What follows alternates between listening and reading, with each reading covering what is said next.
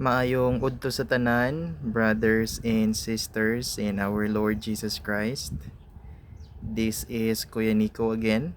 Another day, another sharing na punta. Before we begin, join me in a short prayer. In the name of the Father, and of the Son, and of the Holy Spirit. Amen. Hail Mary, full of grace, the Lord is with you. Blessed are you among women. Blessed is the fruit of thy womb, Jesus. Holy Mary, Mother of God, pray for us sinners, now and at the hour of our death. Amen. Thank you, Lord. Thank you, everyone. Short sharing lang ni Kuya Nico today. I would love to tour us, guide us into the Bible.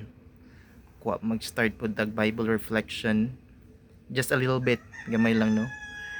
I wanna share in the book of Exodus sa story ni Moses. Dito na ta sa Moses in the mountain whom he encountered the burning bush. Unsa may very reflection, somehow teaching sa Catholic Church ani. Number one, the bush is burning but not consumed. Kita ba kag bagay or butang something gakalayo pero wala siya na nasunog or wala siya na consume, no? So number one reflection is it's an indication of supernatural. I do believe that's the very message goal of the Catholic faith church, that we teach spiritual truth, spiritual realities that goes beyond the worldly things, material things that we encounter here on earth. No, I think that's very important. Spiritual realities, spiritual truth. Kasi mo maning gitudlo ni Kristo as well, no? Number two, nangutana dayon si Moses, ana siya, you're telling me that I will go back to Egypt to rescue, save my people. But when they ask me, what will I tell them? Who sent me? Ana siya, no? Unsa tubang ni Kristo, rather ni Lord in the burning bush. Ana si Lord, I am who I am. It simply means I'm not one among the gods and goddesses that you believe worship during the time of Moses, even during our time, no? Dagan kay ta gods and goddesses nga gina-consider na gina-worship. Sabi ni Lord, I am who I am. I am not one of them. Ana si Saint Thomas Aquinas in his wonderful reflection ani nga biblical passage.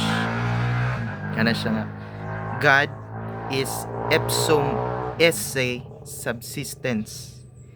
It means I am the sheer act of to be itself. I am who I am. In me, existence and essence coincide. It's one.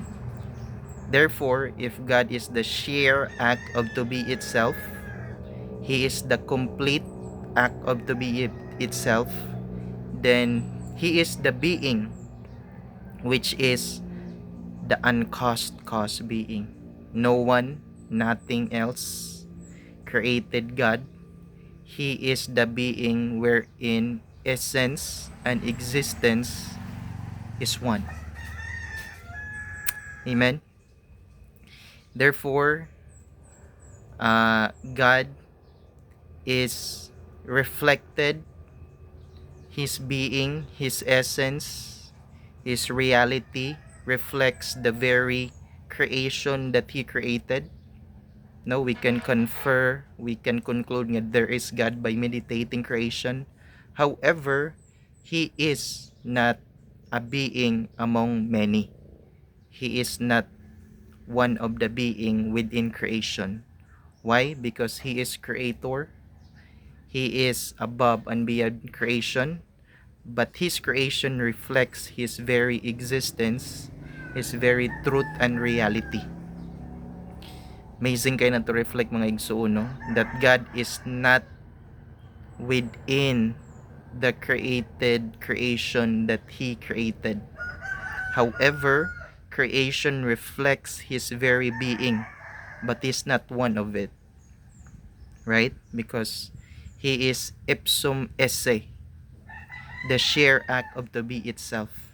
He is above and beyond creation. He's not one among creation, but His creation reflects His very being.